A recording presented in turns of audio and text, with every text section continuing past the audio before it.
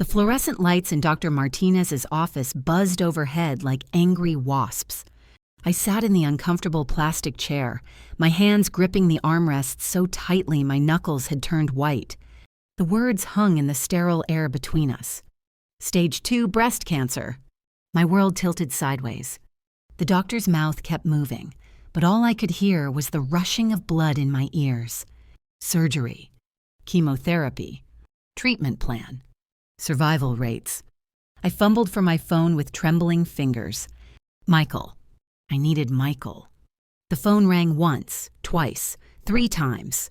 Michael, what is it? Emily, I'm in the middle of depositions.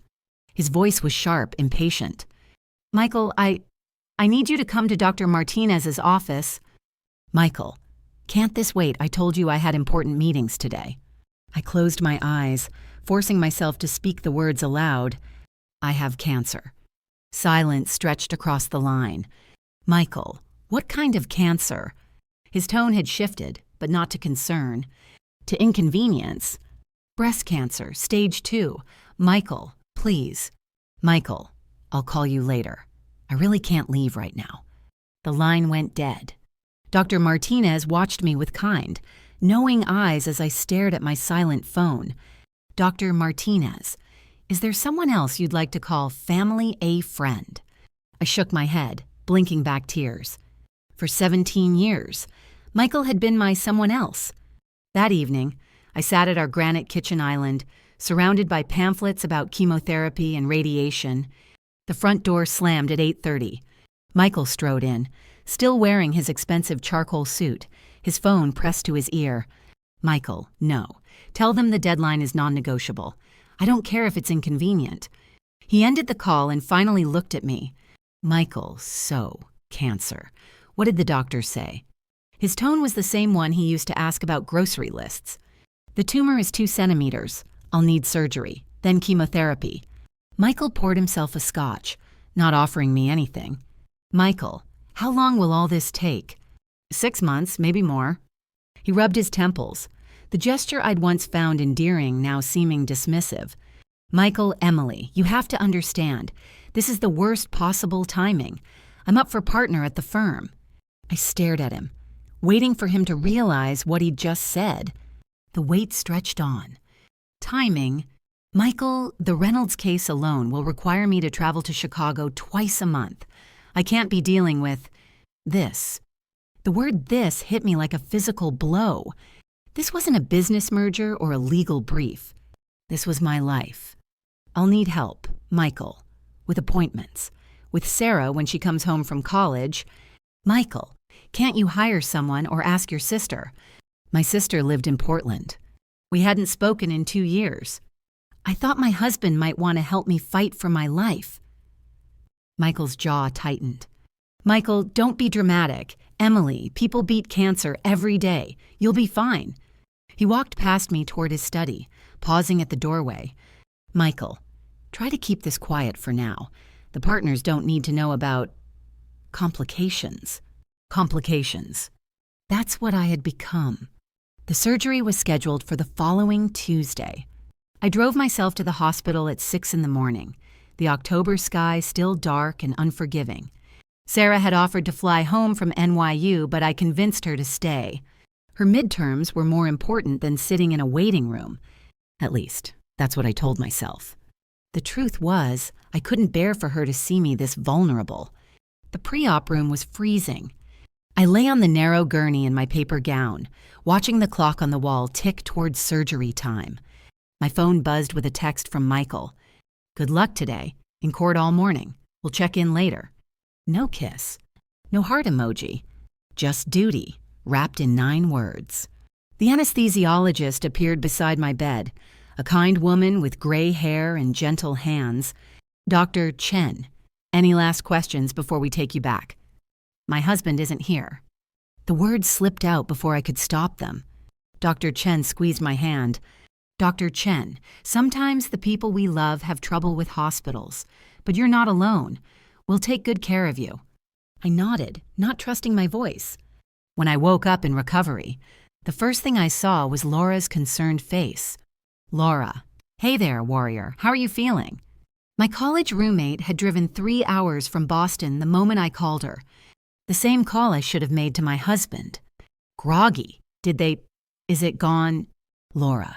The surgeon said she got it all. Clean margins. Relief flooded through me, followed immediately by the realization that Michael wasn't there. Laura seemed to read my thoughts. Laura. He called the nurses' station, said he was stuck in court but would see you at home. Even through the post-surgery haze, the excuse felt hollow. The next 3 weeks blurred together in a haze of recovery and preparation for chemotherapy. Michael maintained his schedule with military precision. Early meetings, late dinners, weekend conference calls. Our conversations became limited to logistics. Michael, can you pick up my dry cleaning? Michael, the Hendersons want to have dinner Friday. I told them you might not be feeling up to it. Michael, try to rest more. You look tired. I wanted to scream that I looked tired because I was fighting cancer. Instead, I nodded and retreated to the guest bedroom, where I'd been sleeping since the surgery. Michael claimed my tossing and turning kept him awake. The first chemotherapy session was scheduled for a Monday morning in November. I sat in the infusion center, surrounded by other patients in various stages of treatment.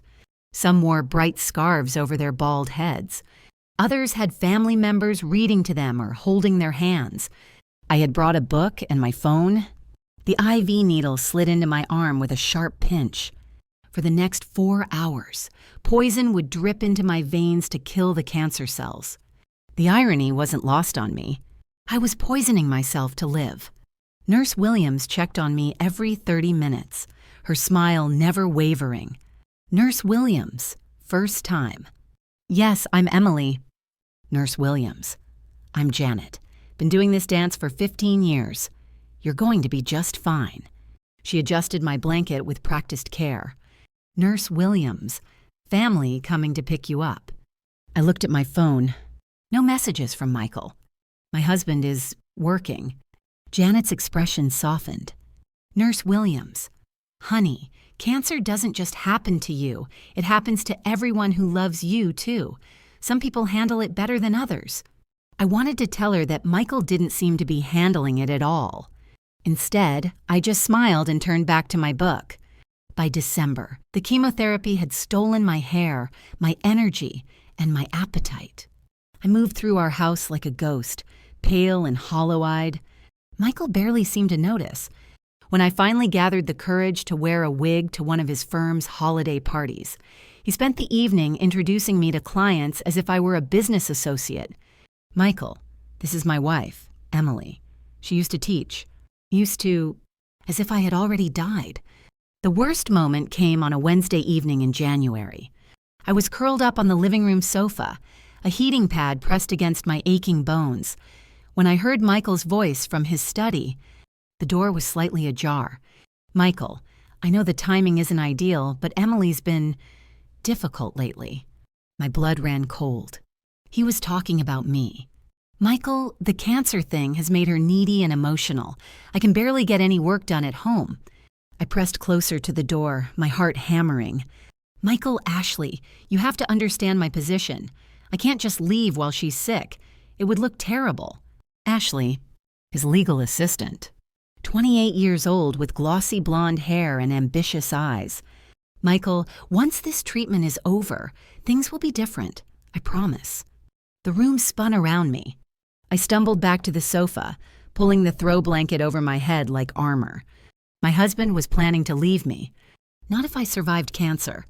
When I survived cancer, the next morning, I called Laura. Laura, Emily. You sound terrible. What's wrong? Through tears, I told her everything. The phone conversation. Ashley, Michael's growing distance. Laura, that bastard, that absolute bastard. Her anger felt like a lifeline. Someone else was outraged on my behalf. Laura, what do you want to do? I want to fight, not just the cancer, everything. Laura, then we fight. But first, you need to get well. Can you do that? I looked out the window at the February snow, pristine and untouched. Yes, I can do that. Spring arrived early that year, along with my last chemotherapy session. Dr. Martinez's follow-up scans showed no signs of cancer. The word remission had never sounded so beautiful. Michael's reaction was predictably subdued. Michael, that's great news. Really great. He was reading emails on his phone while I told him, that weekend, I found him packing a suitcase in our bedroom. Going somewhere. Michael turned, his face flushed with the guilt of being caught. Michael, I need some space. Emily, this whole year has been a lot. A lot. Cancer had been a lot. Space from what? Michael, from you being sick all the time, from the constant doctor appointments and medications and... He gestured vaguely at me, as if I were the problem. I'm in remission. Michael, the cancer is gone. Michael, but you're different now. Fragile. I feel like I'm walking on eggshells around you. Fragile. The woman who had endured 6 months of chemotherapy was fragile. Where will you go? Michael avoided my eyes. Michael, I've rented a place downtown, just temporarily, until we figure things out. As if this were a mutual decision. And Ashley. His face went white. Michael, what about Ashley? Will she be figuring things out with us too? For a moment, Michael looked like he might deny it. Then his shoulders slumped. Michael, Emily, I never meant for this to happen. But it did happen. While I was fighting for my life, you were planning your escape. Michael, it's not like that. Then what is it like? Michael, explain it to me.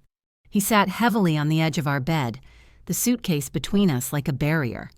Michael, you changed. After the diagnosis, you became this victim. Everything was about cancer and treatments and how you were feeling. The words hit me like physical blows. Michael, I needed someone who could be there for me too. My career, my stress. Your stress. My voice was barely a whisper. Michael, I know how that sounds, but it's true.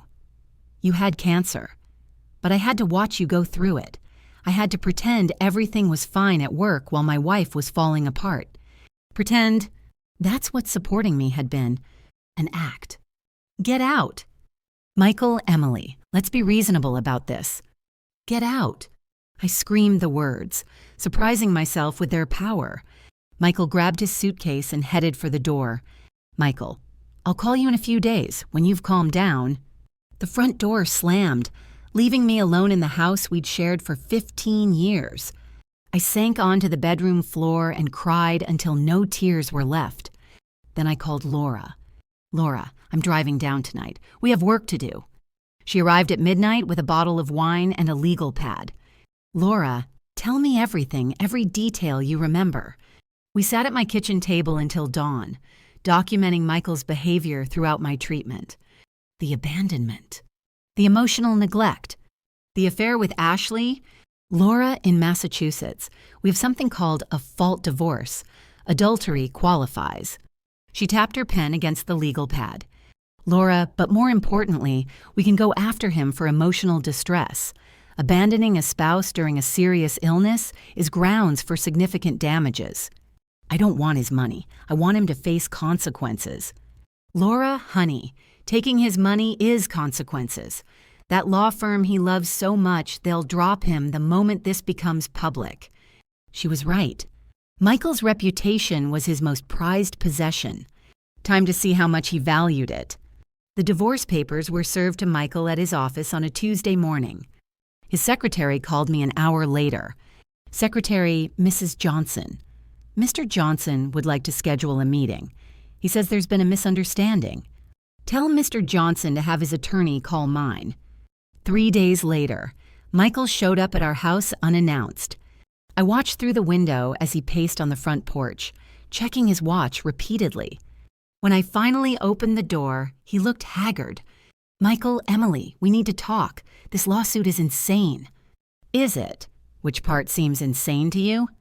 Michael, the part where you're claiming I abandoned you. I never abandoned you. I laughed, a sound that held no humor. You left me during cancer treatment. Michael, you moved in with your mistress. In what universe is that not abandonment? Michael, I supported you through the whole thing. I paid for the best doctors. You wrote checks. That's not support. Michael stepped closer, his voice dropping to the persuasive tone he used in court. Michael, look, I know I made mistakes, but this public spectacle will hurt both of us. Let's settle this quietly. No. The word came out sharp and final. Michael, Emily, be reasonable. The press will have a field day with this. Is that really what you want? What I want is for you to face the consequences of your choices. Michael's mask slipped, revealing the angry man underneath. Michael, fine, but don't expect me to make this easy for you. He turned and walked away, his phone already pressed to his ear. The first hearing was scheduled for March 15th. I arrived at the courthouse in a navy blue suit Laura had helped me pick out. Professional but sympathetic. Strong but not intimidating. The courthouse steps were crowded with reporters. Word had leaked about the cancer divorce, as the media had dubbed it. Laura guided me through the crowd, deflecting questions with practiced ease. Reporter 1, Mrs. Johnson. How do you respond to claims that this lawsuit is motivated by revenge? Reporter 2. Is it true your husband's law firm is considering dropping him? Reporter 3. Will you be seeking damages for emotional distress? Laura. My client will address all questions through the proper legal channels. Inside the courtroom, Michael sat at the defendant's table with his high-powered attorney, Richard Blackwood. He refused to look in my direction. Ashley sat in the gallery behind him, her face pale and drawn. Judge Morrison called the court to order, her voice echoing in the wood-paneled room. Judge Morrison, this is preliminary hearing in the matter of Johnson versus Johnson. Are both parties ready to proceed? Laura, yes, Your Honor. Blackwood, yes, Your Honor. Judge Morrison, Mrs. Johnson, you're alleging abandonment and seeking damages for emotional distress. Can you briefly summarize your claims? I stood, my legs surprisingly steady. Your Honor, I was diagnosed with breast cancer in October of last year. Throughout my 6-month treatment, my husband provided no emotional support and began an affair with his legal assistant. He left our marital home immediately after I completed chemotherapy. Judge Morrison and Mr. Johnson, how do you respond to these allegations? Michael's attorney stood. Blackwood, Your Honor, my client disputes these characterizations. Mr. Johnson provided substantial financial support throughout his wife's illness and made difficult personal decisions during an emotionally challenging time. Judge Morrison, this case will proceed to trial, given the public interest. I'm ordering that all proceedings be open to the media unless either party requests otherwise. Michael's face went pale. His worst nightmare was coming true. The trial was set for 6 weeks later. Laura and I spent every day preparing. We gathered medical records, bank statements, and phone records. Most importantly, we interviewed witnesses. Sarah agreed to testify on my behalf. My daughter had seen everything from her visits home during treatment.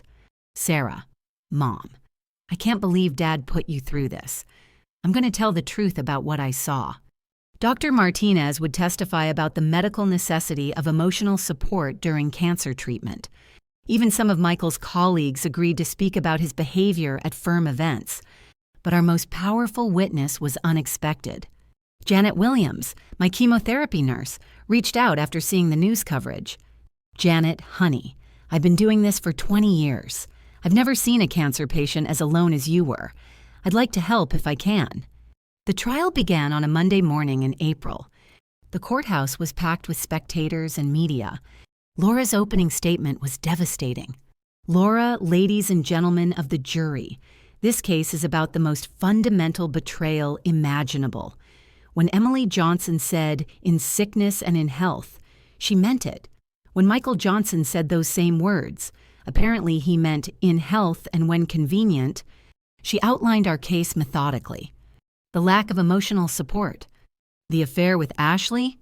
The immediate abandonment after treatment ended. Blackwood's opening was predictably defensive. Blackwood. My client is not on trial for being a perfect husband. He supported his wife financially throughout her illness and made difficult personal decisions during an impossible time. When it was my turn to testify, the courtroom fell silent.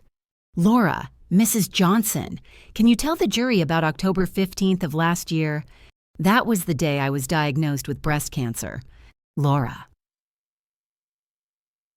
What was your husband's reaction when you told him? I looked directly at the jury. He asked if it could wait because he was in the middle of depositions.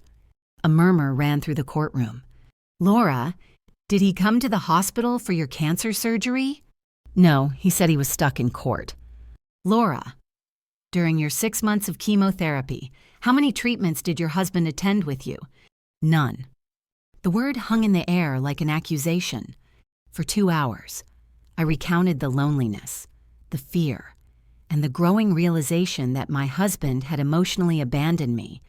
When Blackwood cross-examined me, he tried to paint me as vindictive. Blackwood, Mrs. Johnson, isn't it true that you filed this lawsuit because you were angry about your husband's affair? I filed this lawsuit because my husband abandoned me when I needed him most. Blackwood, but you admit you knew about the affair before filing. I found out about the affair in January. I completed chemotherapy in February. He left me in March. The timeline speaks for itself. Sarah's testimony was even more damaging. Sarah, I came home for Thanksgiving during Mom's treatment. Dad spent the entire weekend on business calls. When Mom got sick from the chemo, he complained that she was being dramatic. Laura, did you witness any instances of your father providing emotional support to your mother? Sarah looked directly at Michael. Sarah, no, never. He acted like her cancer was an inconvenience to his schedule. Janet Williams' testimony brought tears to several jurors' eyes. Janet, in 15 years of oncology nursing, I've never seen a patient as isolated as Mrs. Johnson. Most patients have family members with them during treatment. She was always alone. Laura, in your professional opinion, how important is emotional support during cancer treatment? Janet, it's often the difference between surviving and thriving. Patients with strong support systems have better outcomes. Mrs. Johnson survived despite having no support at home. When Michael took the stand, Blackwood tried to rehabilitate his image. Blackwood, Mr. Johnson, did you love your wife during her illness? Michael, of course I did. I still do. Blackwood, why weren't you more present during her treatment? Michael, I was working 18-hour days to ensure we had the best possible insurance coverage and could afford any treatment she needed. It sounded rehearsed. When Laura cross-examined him, Michael's composure cracked. Laura, Mr. Johnson, when did your affair with Ashley Summers begin? Michael, I object to the characterization. Judge Morrison, answer the question, Mr. Johnson. Michael, December. Laura, December of last year. While your wife was in the middle of chemotherapy. Michael, yes. Laura, did you tell your wife about this relationship? Michael, no. Laura, why not? Michael, I didn't want to cause her additional stress during treatment. Laura, so you decided to lie to her instead. Blackwood, objection. Judge Morrison, sustained. Laura, Mr. Johnson, you moved in with Ms. Summers immediately after your wife completed chemotherapy. Had you been planning this move during her treatment? Michael's face flushed red. Michael, we had discussed, it wasn't planned. Laura, you testified that you love your wife. Is this how you show love? Blackwood, objection. Judge Morrison, overruled. Answer the question, Mr. Johnson. Michael looked defeated. Michael, I made mistakes, but I did what I thought was best at the time. Ashley's testimony was brief but damaging. Under oath, she admitted the affair had begun in December. She also revealed that Michael had told her I was emotionally exhausting and that he was counting down the days until treatment ended. The closing arguments were brutal. Laura Michael Johnson made a vow 17 years ago, in sickness and in health. When sickness came, he chose his career and his mistress over his dying wife. This isn't about marriage problems. This is about basic human decency. Blackwood tried to frame it as a private family matter. Blackwood, this is a tragedy for everyone involved. My client made poor choices during an emotionally difficult time, but he doesn't owe his wife millions of dollars for those choices. The jury deliberated for 6 hours. When they returned, the forewoman stood to read the verdict. Forewoman, in the matter of Johnson versus Johnson, we find in favor of the plaintiff on all counts. The courtroom erupted. Forewoman, we award the plaintiff damages in the amount of $2.4 million for emotional distress and punitive damages. Michael's face went white. His career, his reputation, his financial security gone. Outside the courthouse, reporters swarmed. Reporter 1, Mrs. Johnson, how do you feel about the verdict? I paused at the microphone stand Laura had set up. I feel vindicated. Cancer tried to kill me, but abandonment almost succeeded. Today, justice prevailed. Reporter 2, what's next for you? Healing and helping other people who are going through what I went through. The aftermath was swift and brutal for Michael. His law firm terminated his partnership within 24 hours. The Massachusetts Bar Association opened an ethics investigation.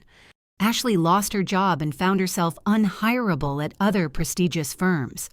But for me, the real victory wasn't financial. It was the phone calls and emails from other cancer patients who felt abandoned by their families. It was the support group I started for people facing illness alone. It was Sarah moving back home after graduation to help me launch a nonprofit for cancer patient advocacy. 6 months after the trial, I stood in the sunny kitchen of my new house, smaller than the one I'd shared with Michael, but filled with warmth and purpose. Sarah burst through the front door, her arms full of grocery bags. Sarah, Mom, you'll never guess what happened at the farmer's market. She launched into a story about meeting a woman whose husband had left during her lymphoma treatment. Sarah, I gave her your card. She wants to join the support group. I smiled, feeling something I hadn't experienced in years. Peace. My phone buzzed with a text from Laura. Dinner tonight, I have news about the foundation grant. I texted back a yes and looked around my kitchen. On the refrigerator, alongside Sarah's college photos and my cancer-free scan results, was a newspaper clipping from the trial. The headline read, Woman wins $2.4 million after husband abandons her during cancer treatment. But the victory wasn't in the money. It was in refusing to be discarded. It was in demanding that my pain matter. It was in teaching other people that they deserved better. Michael had tried to erase me, to make me disappear quietly into the background of his successful life. Instead, I had made him disappear. And I was still here, still fighting, still surviving, still proving that sometimes the best revenge is simply refusing to die. You know, cancer teaches you a lot about who people really are when the masks come off. Some people surprise you with their strength and compassion. Others reveal themselves to be exactly who you feared they might be. But the most important thing cancer taught me was this: I am stronger than I ever imagined. If you're listening to this and you're facing your own battle, whether it's illness, betrayal, or just the everyday struggle to be valued and heard, I want you to know something. You matter. Your pain matters. Your story matters. Don't let anyone convince you to disappear quietly. Fight for yourself the way you would fight for someone you love, because you deserve that kind of fierce protection. If my story resonated with you, if you've faced similar challenges or know someone who has, I'd love to hear from you. Share your story in the comments below. Sometimes knowing we're not alone in our struggles is the first step toward healing. And if you want to hear more stories of people who refuse to be broken by betrayal and hardship, make sure to subscribe. Because everyone deserves to know they're not alone in their fight. Everyone deserves to know that survival is possible, that justice is possible, that healing is possible. Thank you for listening. Keep fighting. Keep surviving. Keep proving that you're stronger than whatever tried to break you.